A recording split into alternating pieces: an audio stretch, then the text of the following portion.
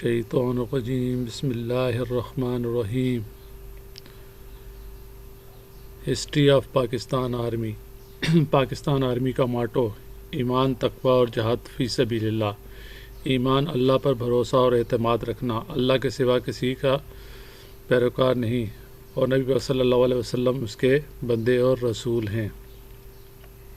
تقوی، اللہ کا خوف، برائیوں سے زبان، ہاتھ اور دل کی حفاظت کرنا، نیک تقوی اور نیک سلوک کرنا۔ تقوی، جہاد فی سبیل اللہ۔ جہاد کا مطلب، عربی میں جہاد کا مطلب جد و جہد کرنا ہے۔ جہاد ان سب کے خلاف ایک ایسی جد و جہد ہے جس کو کیا جاتا ہے۔ اسلامی قانون اعلامیہ جہاد کو باقاعدہ کرتا ہے کیونکہ اسے طرز عمل پر بھی ہے۔ آیت نمبر 190 میں قرآن پاک نے مسلمانوں کا فرض بتایا کہ اللہ کی راہ میں لڑو، وہ جو آپ سے لڑتے ہیں اور حملہ آور نہیں ہوتے ہیں۔ اللہ ان لوگوں کو پسند نہیں کرتا جو حملہ آور ہیں۔ پاکستان آرمی کی ترقی کی کہانی پاکستان کی پیدائش کی داستان ہے۔ جب سے یہ باقاعدہ میراث کے باقاعدہ مرکز سے شروع ہونے کے بعد سے اس کی موجودہ حیثیت اور لڑاکا تجربہ کار فیلڈ آرمی کی حیثیت رکھتی ہے۔ یہ ترقی کا ایک ایسا دور ہے جو اپنی آسائشوں، مصائب، آفات اور کشمکشوں کو پیچھے چھوڑ دیتا ہے۔ جیسا کہ اس نے جد و جہد کی، اس وقت مال و دولت کا فقدان پیدا ہوتا ہے جس کی وجہ سے اس کی تشکیل ہوتی ہے۔ جغرافی علاقوں کی حفاظت کے علاوہ یہ ہمیشہ ملکی نظریاتی سرحدوں کی تحفظ کے لیے تیار رہتی ہے۔ اقوام اپنی معاشرتی اور معاشی ترقی اور ترقی کا خواب صرف اس صورت میں ہی دیکھ سکتی ہے جب انہیں یقین ہو کہ سرپرست تحفظ اور امن کو یقینی بنانے کے لیے مضبوط ہیں۔ فوجی ملک کی سرحدوں کا دفاع کرنے کے علاوہ ہمیشہ قومی ترقی میں پیش رہتے ہیں۔ زلزلہ اور دیگر قدرتی آفات، امن و امان برقرار رکھنے یا اقوام متحدہ کے امن کی کاوشوں ہمارے افسران اور جوانوں کی کارکردگی ہمیشہ اپنے دوستوں اور دشمنوں کی طرح قومی اور بین الاقوامی سطح پر پذیرائی حاصل کرتی ہے۔ فوج ایک تیر نظر ہے۔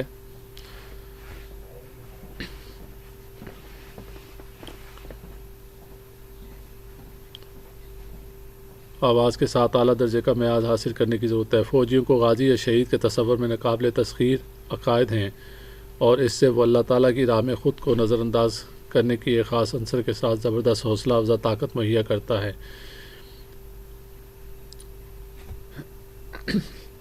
شروع سے نکلی پاور تک کا سفر۔ تعارف۔ آزادی سے قبل برطانوی ہندوستانی فوج مسلم فوجیوں کے اتحاد کے نتیجے میں پاک فوج معرض وجود میں آئی۔ اس کی بہت سی اکائیوں کی ابتدا بر صغیر میں برطانوی حکمران کے آغاز سے ہے، تاہم یہ تعلق مخصوص تاریخی نوعیت کا ہے۔ پاکستان کی پیدائش کے ساتھ ہی ہندوستانی فوج سے الگ ہو کر غیر سنجیدہ اور غیر منظم فوجی دستوں کا ایک مرکز قومی نظریاتی اور امنگوں کی مناسبت سے ایک نظم و ضبط کی لڑائی فورس میں تبدیل ہو گیا۔ 3 جون 1947 کو برطانوی حکومت نے ہندوستان اور پاکستان کے مابین بر صغیر کی تقسیم کی اور 15 اگست کو 1947 کو دونوں نئی ریاستوں میں اقتدار کی منتقلی کے منصوبے کا اعلان کیا۔ 30 جون 1947 کو تقسیم کا طریقہ کار پارٹیشن کونسل کے ذریعے مسلح افواج پر اتفاق رائے سے ہوا، جس کی سربراہی viceroy of India Lord Mountbatten نے کی اور اس میں مسلم لیگ اور ہندوستانی کانگریس کے اعلیٰ قائدین شامل تھے۔ فیلڈ مارشل اچک اس وقت کے CNC کو یونٹ اسٹورز وغیرہ کی آسانی سے تقسیم کو بھی یقینی بنانے کے لیے ماؤنٹ بیٹن کے تحت سپریم کمانڈر مقرر کیا گیا تھا۔ 1 جولائی 1947 کو اعلان کیا گیا تھا کہ 15 اگست 1947 تک دونوں ممالک اپنی اپنی مسلح افواج کا آپریشنل کنٹرول حاصل کر لیں گے۔ شروع سے نیوکلیئر پاور تک کا سفر۔ تعارف۔ آزادی سے قبل برطانوی ہندوستانی فوج کے مسلم فوجیوں کے اتحاد کے نتیجے میں پاک فوج معرض وجود میں آئی۔ اس کی بہت سی اکائیوں کی ابتدا بر صغیر میں برطانوی حکمرانوں کے آغاز سے ہے۔ 3 جون 1947 کو برطانوی حکومت نے ہندوستان اور پاکستان کے مابین بر صغیر کی تقسیم کا منصوبے کا اعلان کیا۔ ابتدائی سالوں میں 1939 سے 1945 کے درمیان ہندوستانی فوج کی طاقت بڑھ کر زیادہ سے زیادہ ہو گئی۔ 1947 میں تقسیم کے موقع پر یہ تعداد 11,800 افسران، 45,000 دوسرے درجے کے علاوہ ہندوستانی فورسز کے تقریباً 5 لاکھ تک پہنچ گئی۔ قابل ذکر بات یہ کہ اس وقت 1857 کے بعد برطانوی راج کی پالیسی کے مطابق صرف 2 ملک مکمل طور پر مسلم جنگی یونٹ 1/15 پنجاب ریجیمنٹ اور 3/16 پنجاب ریجیمنٹ موجود تھے، حالانکہ یہ کئی مکمل طور پر ہندوؤں اور سکھوں کے یونٹ تھے، اور جنگی ہتھیاروں کی ریجیمنٹ اصل معاہدے میں مسلح افواج اور دیگر اثاثوں کو ہندوستان کے لیے 64% اور پاکستان کے لیے 36% کے تناسب سے تقسیم کرنے کا مطالبہ کیا گیا، لیکن بعد میں پاکستانی اثاثوں کا 1/3 حصہ قبول کرنے پر مجبور کیا گیا۔ تربیت کے کل 46 اداروں میں سے صرف 9 پاکستان میں واقع تھے۔ آرڈیننس کی تمام 17 فیکٹریاں ہندوستان میں واقع تھیں، جسے آرڈیننس ڈپو اور انجینئر اسٹور ڈپو میں زیادہ تر تھے۔ پاکستان کے اصل اسٹاک سے کئی کم اسٹورز وصول کرنے کے علاوہ موصول ہونے والے زیادہ تر اسٹورز عمومی نوعیت کے تباہ کن، ناپسندیدہ اور متروکہ تھے۔ 1.5 لاکھ پاکستانی اہلکاروں کے ساتھ ساتھ مختلف سائز کے 8 ویریس سائز یونٹ اور سب اکائیوں کا اقدام ریل کے ذریعے ہندوستانی پنجاب اور سکھ کی سلطنت کے ذریعے انجام دیا جاتا تھا۔ ریلوے حکام کی ملی بھگت میں سکھوں اور ہندوؤں کی مسلح بینڈوں کے ذریعے تفصیلی اور ان کا قتل عام کرنے کے بعد اہلکاروں ان کے اہل خانہ پر مشتمل 53 ٹرینوں پر حملہ کرنے کے بعد بمبئی سے کراچی تک سمندری راستہ اپنایا گیا۔ میجر جنرل رئیس کے تحت 5 بریگیڈیوں پر مشتمل پنجاب باؤنڈری فورس کو اگست 1947 میں فیلڈ مارشل اچنک کی سپریم ہیڈ کوارٹر نے بین الاقوامی سرحدوں کی اس پار دونوں پنجاب سرحدی اضلاع سے مہاجرین کی مدد کے لیے تشکیل دیا گیا تھا۔ اس ذمہ داری کا رقبہ 37,500 مربع میل اور 14.5 ملین کی آبادی پر محیط ہے۔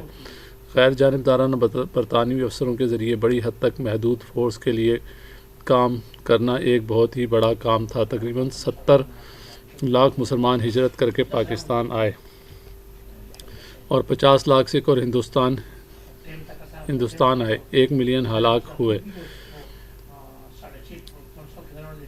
تقریباً 4 لاکھ افسران کی ایک متوقع ضرورت کے خلاف پاکستان کے شروع میں سے صرف 2300 کے قریب تھے، جو خلا قائد اعظم کی اپیل پر پورا کیا جا رہا تھا۔ کسی حد تک 484 تجربہ کار اور اہل برطانوی افسر نے جو رضاکارانہ طور پر پاکستان اور اس کی مدد کے لیے مستقل طور پر قیام مشکل وقت میں پاک فوج نے بہت سے فوائش اور ہنگری کے افسران نے بھی میڈیکل کور کے لیے رضاکارانہ خدمات انجام دی۔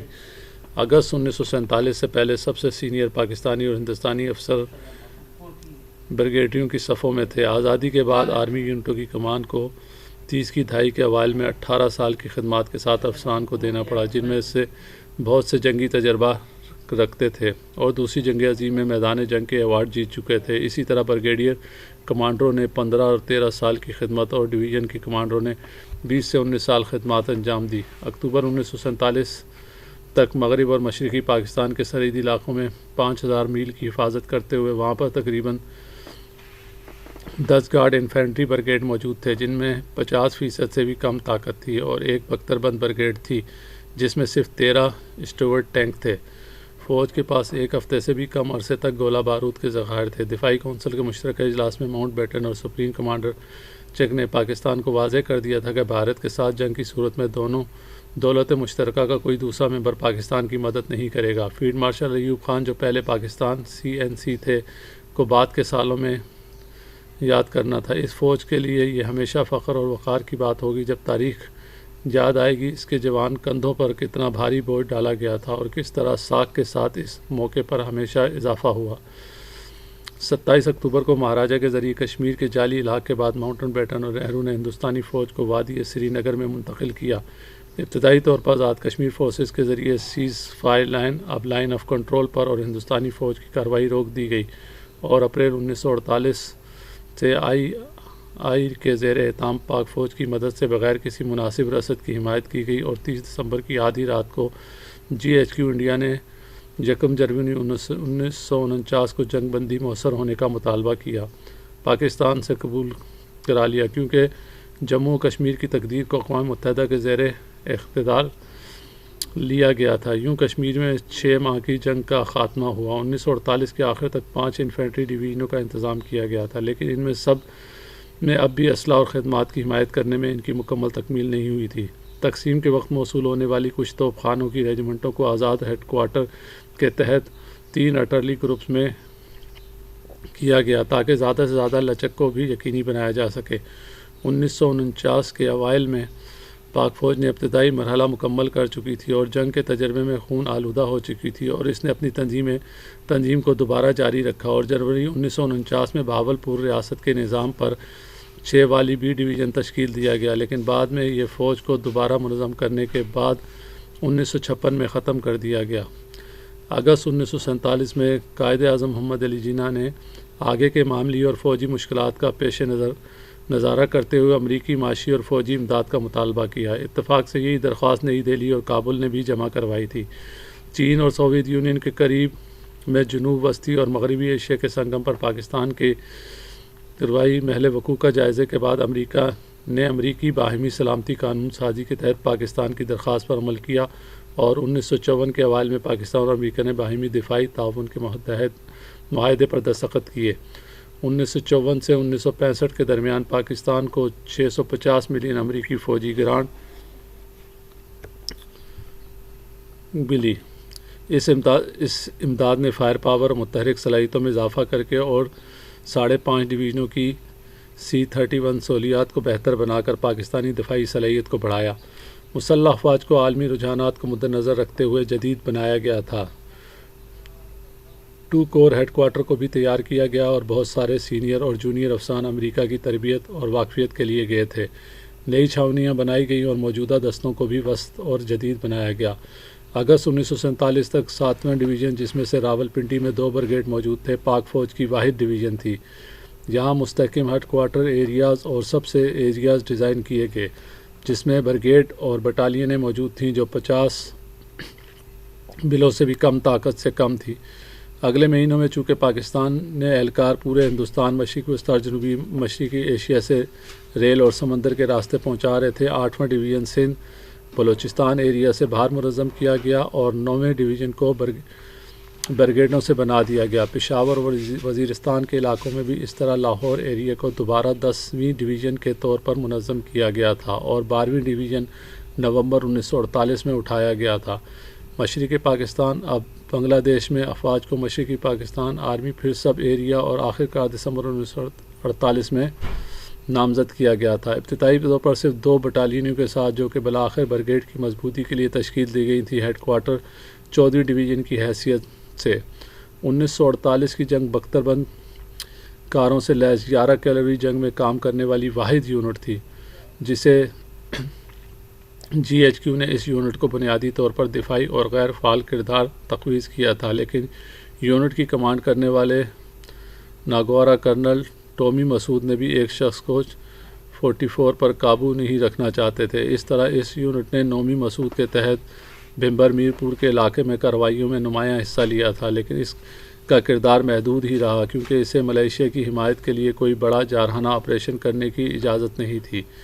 پاکستان GHQ نے پونچھ سے ہندوستانی مواصلات پر ایک متوقع جوابی کارروائی کے لیے بالآخر بھمبر کے قریب 3ری آرمڈ بریگیڈ مستقل کیا۔ جب 30 دسمبر 1947 کو ہندوستان نے جنگ بندی کی یک طرفہ پیشکش کی، کچھ تنازعات کے دن اپریل 1965 بھارت اور پاکستان اپریل 1965 میں ران کچھ کے واقع پاکستان کے دعوے دار علاقے میں ایک مختصر لیکن تیز تنازع میں مبتلا ہو گئے۔ دونوں فوجیں پوری طرح متحرک ہو گئی تھیں۔ آخر پاکستان نے اس جنگ بندی کی تجویز پیش کی جسے ہندوستان نے قبول کر لیا۔ ایک معاہدے پر دستخط ہوئے اور افواج سے دستبردار ہو گئے۔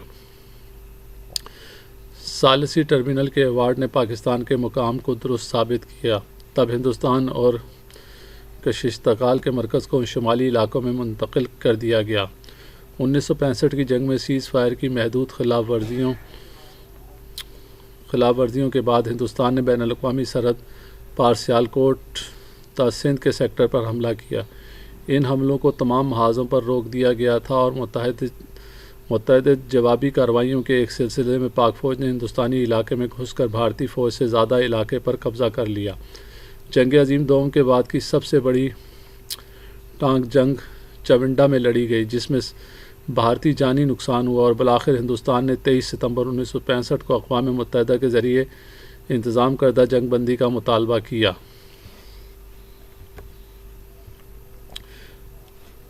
تیسرا ارتقا مرحلہ 1966 سے 1970۔ 1966 میں پاک فوج کے ارتقاء کے تیسرے مرحلے کا آغاز ہوا، جو کہ ان 5 سالوں میں کم سے کم اپنی دفاعی صلاحیت کو جزوی طور پر بڑھایا تھا۔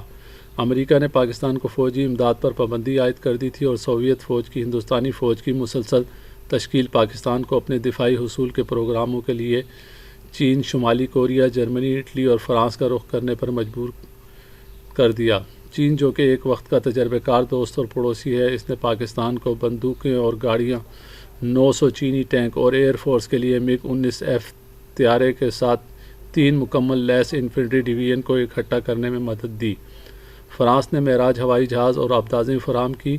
1968 میں سوویت یونین نے پاکستان کو 30 ملین امریکی ڈالر کی امداد کی پیشکش کی اور 100 T-25 ٹینک، MT-8 ہیلی کاپٹر، بندوقیں اور گاڑیاں فراہم کیں۔ تاہم 1969 میں سوویت حمایت اچانک ہی بھارتی دباؤ میں رک گئی۔ 1971 کی جنگ 1971 پاکستان کی تاریخ کا سب سے اذیتناک سال تھا۔ سیاسی بحران اور تنازعات کا سال تھا۔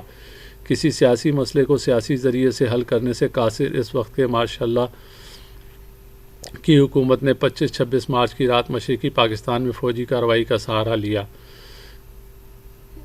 1979 سے 1971 تقریباً 12 سال کی خفیہ کوششوں کے بعد ہندوستان نے 18 مئی 1974 کو پوکھران میں ایک جوہری آلہ پھٹا دیا، جس نے اس کی زبردستی سفارتکاری کے ایک حصے کو طور پر پاکستان کی سرحدوں سے دور نہیں تھا۔ اس طرح اس نے بر صغیر میں جوہری ہتھیاروں کی دوڑ کا آغاز کیا۔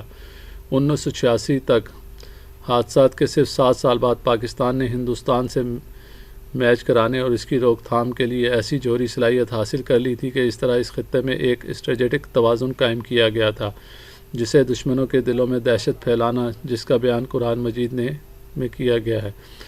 افغانستان پر سوویت حملہ 1979 سے 1989 دسمبر 79 میں سوویت یونین نے افغانستان پر حملہ کیا۔ امریکہ نے 4000 ملین امریکی فوجی امداد کی پیشکش کی، جسے پاکستان نے فرنٹ لائن اسٹیٹ کے لیے ناکافی قرار دیا۔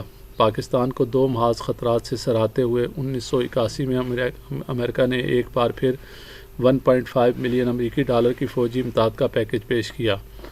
اس کو قبول کر لیا گیا اور 5 سالوں میں 40 F-16 جنگجو 100M، 48 ٹینک، 64 M109 125 ملی میٹر SP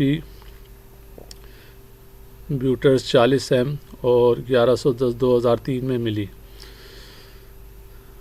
75 2-ڈے اور 1005 ٹاؤٹ اینٹی ٹینک میزائل سسٹم فراہم کیے گئے، جس نے پاکستان کو کافی حد تک بڑھاوا دیا۔ دفاعی صلاحیت بھارت اور پاکستان 1982 میں دنیا کے بلند ترین میدان جنگ میں ایک فوجی تنازع میں مبتلا ہیں، جس کے نتیجے میں سخت موسم کی وجہ سے زیادہ جانی اور مالی نقصان کا مقابلہ کرنا پڑتا ہے۔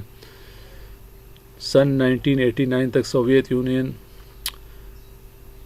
مردوں اور مادی میں بھاری نقصان اٹھانا پڑا اور جہاد کا مقابلہ کرنے سے قاصر رہا۔ اس نے افغانستان سے اپنی افواج کا انخلاء شروع کر دیا۔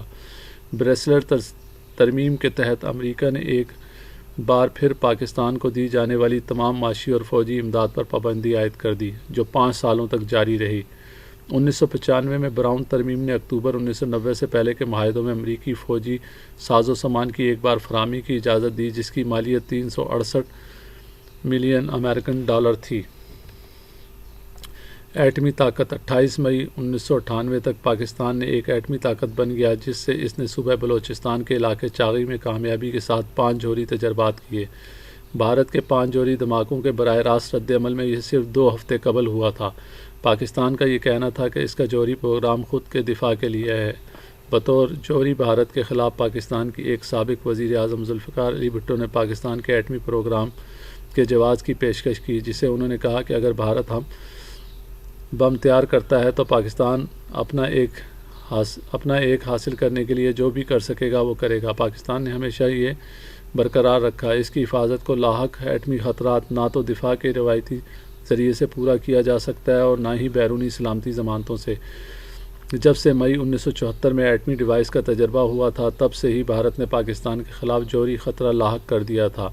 اس وقت پاکستان کے یا اس کے کوئی جوہری ہتھیار نہیں تھے۔ ہندوستان نے جوہری پروگرام ان کی ضرورت پر مبنی ہے، جو کہ کم از کم جوہری تعطل کی ضرورت میں یہ کسی خاص ملک کے خلاف نہیں ہے۔ یک کے بعد دیگر جوہری دھماکوں کے بعد اقوام متحدہ کی سلامتی کونسل نے متفقہ طور پر ایک قرارداد منظور کی جس میں بھارت اور پاکستان سے اپنے جوہری ہتھیاروں کے پروگراموں کو روکنے پر زور دیا گیا۔ امریکہ اور دیگر مغربی ممالک نے دونوں ممالک کے خلاف معاشی پابندیاں عائد کر دیں۔ امریکہ کے سیکریٹری جنرل کوفی عنان نے دونوں ممالک پر زور دیا کہ وہ جامع ٹیسٹ پابندی معاہدے پر دستخط کریں جس پر بھارت دستخط کرنے پر راضی ہو گیا۔ ٹیسٹوں کے بعد دونوں فریقوں نے اعلان کیا انہوں نے اپنا جوہری تجربہ کرنے کا سلسلہ مکمل کر لیا اور دونوں نے آئندہ کی جانچ کے بارے میں موقف کا اعلان کیا۔ پاکستان نے 11 جون 1998 کو تعطل کا اعلان کیا اور بھارت کے ساتھ نئے امن مذاکرات میں شامل ہونے کی پیشکش کی۔ ان تجربات سے بہت پہلے ہی پاکستان نے بار بار جنوب مشرقی ایشیا میں جوہری ہتھیاروں سے پاک زون کی تجویز پیش کی تھی۔ Missile programme. پاکستان کا میزائل پروگرام تیزی سے تیار ہو رہا ہے جو زیادہ سے زیادہ درستگی ہے پے لوڈ کی صلاحیت اور حد کو حاصل کر رہا ہے۔ پاکستان میزائل ٹیکنالوجی کنٹرول رجیم MTCR کے باہر رہتے ہوئے میزائلوں اور میزائل ٹیکنالوجی کا فروخت کنندہ بنتا جا رہا ہے۔ پاکستان کے لیے میزائل ٹیبل بیلسٹک اور کروز میزائل۔ پاکستان نے اپنے بیلسٹک اور کروز میزائل پروگراموں کو جوہری ہتھیاروں کی فراہمی کے لیے اپنی حکمت عملی کی کلید سمجھا ہے۔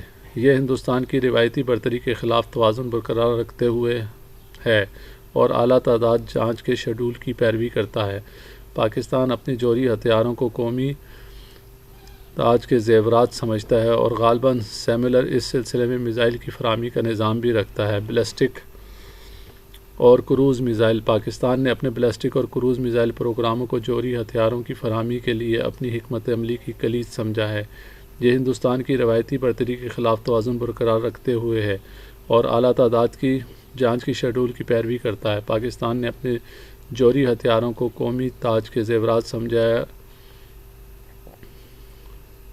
فوج کا بنیادی BSR MFI اور 8 ماڈل ہے جس کی رینج 70 سے 100 کلومیٹر مختلف ہے۔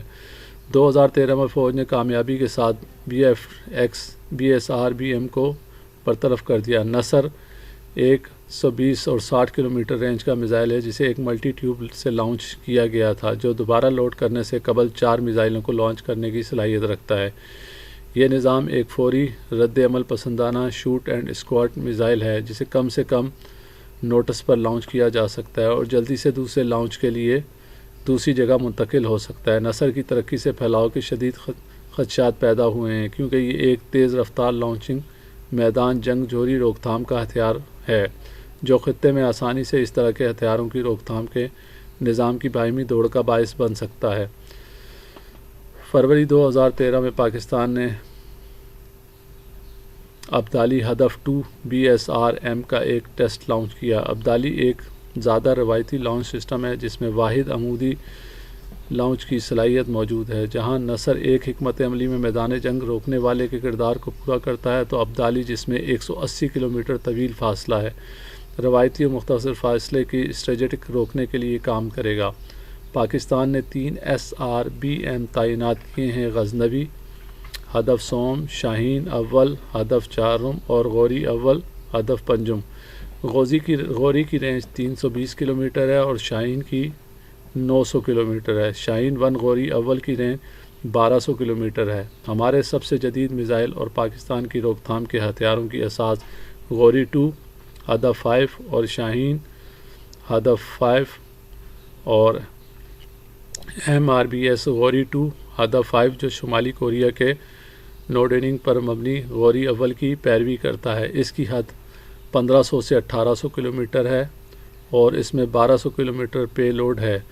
شاہین 2 ہدف 5 ایک 2 مرحلہ روڈ موبائل میزائل ہے جس میں 2500 کلومیٹر رینج ہے جو 1000 کلو پے لوڈ کو لے جانے کی صلاحیت رکھتا ہے۔ پاکستان ہندوستان کی وضاحتیں۔ Brass statics. راجستھان میں ہندوستانی فوج کی ایک بڑی فوجی مشق کا ایک مخلوطہ تھا جو 1987 میں اس کی تعمیل تک 1986 میں ہوا۔ یہ برصغیر میں ہندوستانی فوج کا سب سے بڑا اور سب سے بڑا دستہ تھا۔ آپریشن بسٹا 6 میں انفینٹری میگنیٹائز ہوائی حملہ کرنے والے ڈویژن اور 6 لاکھ فوج کے جوان شامل تھے جو پاکستان کے 100 میل کے فاصلے پر محیط تھے۔ اس مشق کی وسط اور بڑے پیمانے پر سندھ پر پاکستان کو یہ اندازہ کرنے پر مجبور ہو گئی کہ ہندوستان ایک بہت زیادہ روایتی فوقیت ظاہر کر رہا ہے اور پاکستان پر حملہ کرنے کی منصوبہ بندی کر رہا ہے۔ حکومت پاکستان نے اس مشق کو براہ راست خطرے کے طور پر دیکھا، لہٰذا اس نے اپنے متحدہ افواج کے ہتھ کنڈوں کے ساتھ تیزی سے جواب دیا۔ اس دوران ڈاکٹر عبدالقدیر خان نے ہندوستانی سفارتکار کلدیپ تیز کو ایک انٹرویو دیا جس میں انہوں نے واضح کیا اگر پاکستان کو اس کے وجود کو خطرہ لاحق ہوا تو وہ اپنے جوہری ہتھیاروں کا استعمال کر دیں گے۔ فروری 1987 میں جنرل ضیاء میچ دیکھنے کے لیے مدعو کیا۔ دونوں ملکوں کے مابین کرکٹ میچ ہوا اور راجیو گاندھی سے ملا۔ کشیدگی 7 مارچ میں کم ہوئی اور دونوں ممالک کی طرف سے کشمیر کے علاقے میں 1.5 لاکھ فوج واپس بلانے کے معاہدے کے بعد سیرا کے علاقے میں مزید فوجی دستوں کے انخلاء کے لیے دوسرا معاہدہ ہوا جس پر اس ماہ دستخط بھی ہوئے تھے۔ 2001-2002 کے پاکستانی ہندوستان کی فوج میں اضافے کے نتیجے میں کشمیر کے خطے میں سرحد کے دونوں اطراف اور لائن آف کنٹرول کے ساتھ ساتھ فوج جمع ہو گئی۔ 1998 میں دونوں ممالک کے ذریعے ایٹمی آلات کے کامیاب دھماکے کے بعد براسٹک کے بعد یہ دونوں ممالک کے مابین دوسرا بڑا فوجی تصادم تھا۔ اس سے فوجی تعبیر کا آغاز بھارت نے پاکستان پر 13 دسمبر 2001 کو بھارتی پارلیمنٹ میں ہونے والے ایک دہشت گرد حملے کا ذمہ دار قرار دیتے ہوئے کہا تھا کہ آج تک کوئی ثبوت فراہم نہ کریں مغربی اس اضافے کی کوریج میں دونوں ممالک کے مابین جوہری جنگ کے امکانات اور افغانستان میں امریکی زیر قیادت دہشت گردی کے خلاف عالمی جنگ پر ممکنہ تنازع کے مضمرات پر توجہ دی گئی ہے۔ بین الاقوامی سفارتی ثالثی کے بعد تناؤ میں اضافہ ہوا جس کے نتیجے میں اکتوبر 2002 میں بین الاقوامی سرحد سے ہندوستانی اور پاکستانی فوجی دستبردار ہو گئے۔ 2008 کے بمبئی حملوں کے بعد ہندوستان نے پاکستان پر اجمل قصاب نامی دہشت گرد کے ذریعے حملوں میں ہمانگی کرنے کا الزام عائد کیا تھا جس کے بعد میں ہندوستانی شہری تسلیم کیا گیا اور ان الزامات سے دونوں ممالک کے مابین وقتاً فوقتاً تعلقات کشیدہ ہو جاتے ہیں۔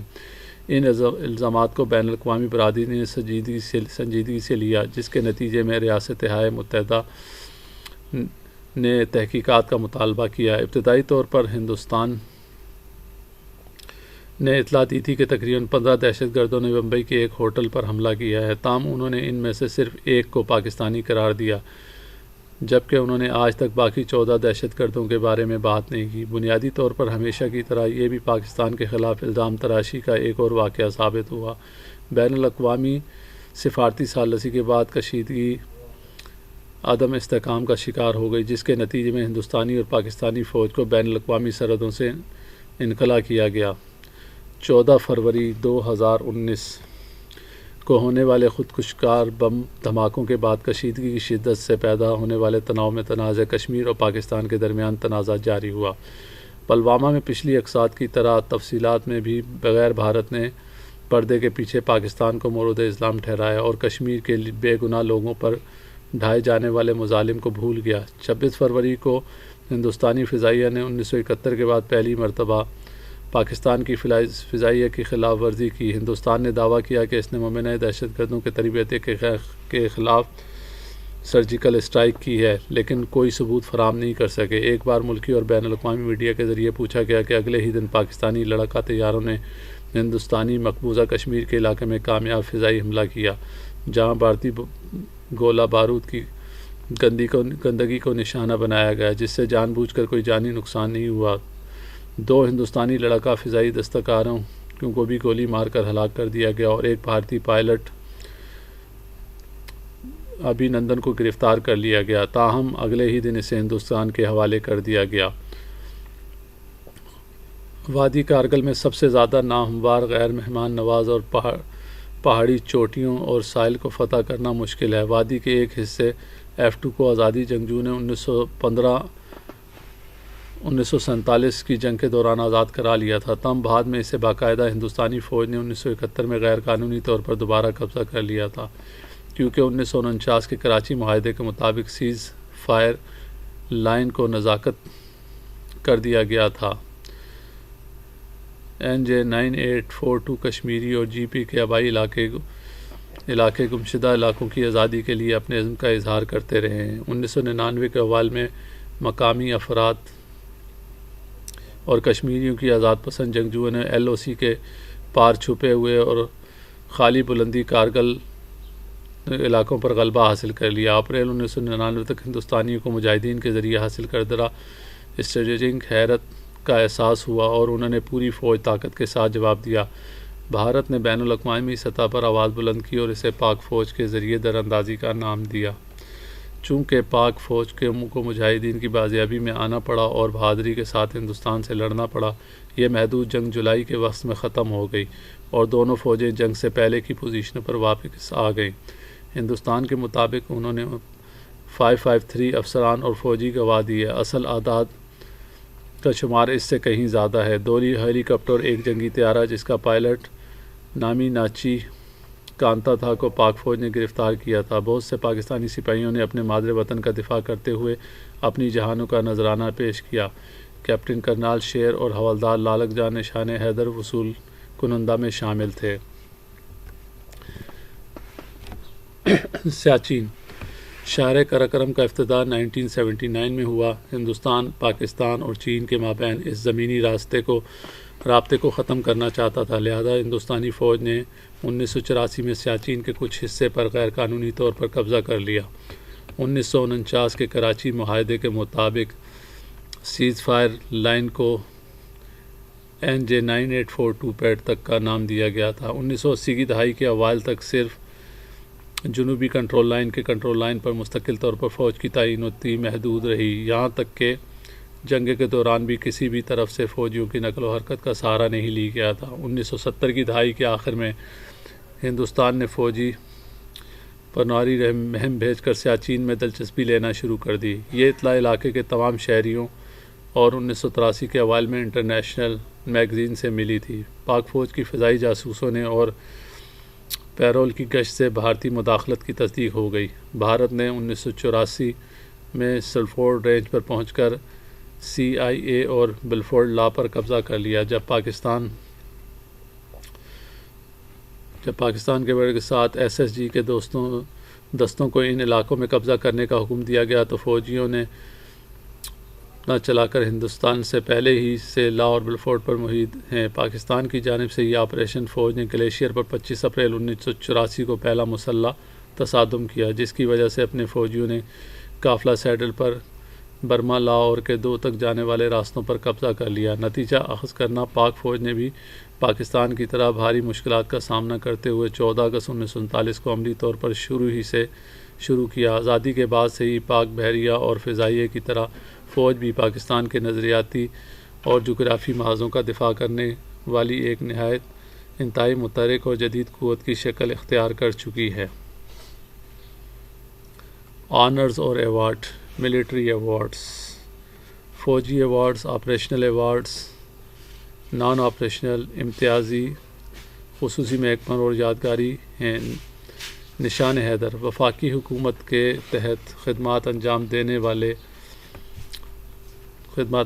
والے وقت صرف وہی مسلح فرنٹیئر کور اور فرنٹیئر کانسٹیبلری کے ممبران جنہوں نے انتہائی خطرے کی حالت میں انتہائی بہادری کے ساتھ مظاہرہ کیا یا انتہائی جبر کا مظاہرہ کیا اور اعلیٰ ترین تربیت کی بہادری کا مظاہرہ کیا، یا زمین پر، سمندر پر یا ہوا میں دشمن کا مقابلہ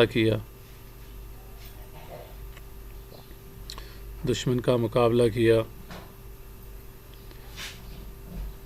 ان کو نشان حیدر دیا جاتا ہے۔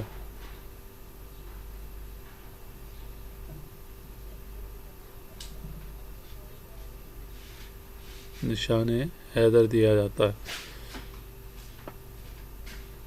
اس ایوارڈ کو وصول کنندہ کو یہ اعزاز حاصل ہے کہ ان کے نام کے بعد حروف NH شامل کرتے ہیں۔ نشان حیدر: وفاقی حکومت کے تحت خدمات انجام دینے والے صرف وہی مسلح افواج فرنٹیئر اور فرنٹیئر کانسٹیبلری کے ممبران جنہوں نے انتہائی خطرے کی حالت میں بہادری کا مظاہرہ کیا جاتا ہے، انہیں یہ ایوارڈ NJ نشان جرات، ہلال جرات، HJ لکھا جاتا ہے، ہلال جرات دیا جاتا ہے۔ ستارہ جرات: اسی طرح ستارہ جرات بھی ستارہ جرات دیا جاتا ہے۔ نیکسٹ ایوارڈ تمغہ جرت ہے، جنہوں نے انتہائی خطرے کی حالت میں بہادری کا مظاہرہ کیا اور دشمن سے جنگ لڑی، انہیں تمغہ جرت دیا جاتا ہے۔ اسی طرح امتیازی سناد اور غیر آپریشنل ایوارڈز بھی دیے جاتے ہیں۔ تمغہ خدمت یہ کلاسز کے ذریعے ذیل دیے گئے ایوارڈ کے مطابق ہے۔ جب وفاقی حکومت نیوی کے چیف پیٹی افسر، ایئر فورس کے فلائٹ سرجن اور ان کو بھی خدمات انجام دینے والے آرمی کے جونیئر کمیشن افسر وغیرہ کو دیا جاتا ہے تمغہ خدمت۔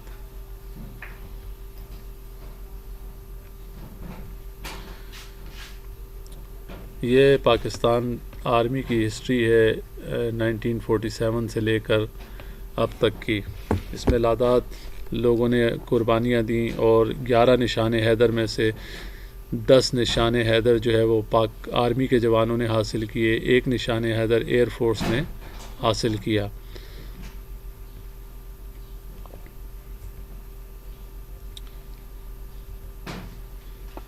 یہ پاکستان آرمی کی ہسٹری ہے 1947 سے لے کر اب تک کی۔ تمام دوستوں سے گزارش کی جاتی ہے کہ اگر یہ ویڈیو آپ کو پسند آئی ہو تو ہمارے چینل کو لائک کریں اور ہمارے چینل کو سبسکرائب کریں، ہمارے ویڈیو کو لائک کریں اور دوستوں سے زیادہ شیئر کریں تاکہ یہ ڈیٹیل تمام لوگوں تک پہنچ سکے۔ تھینک یو، اللہ حافظ۔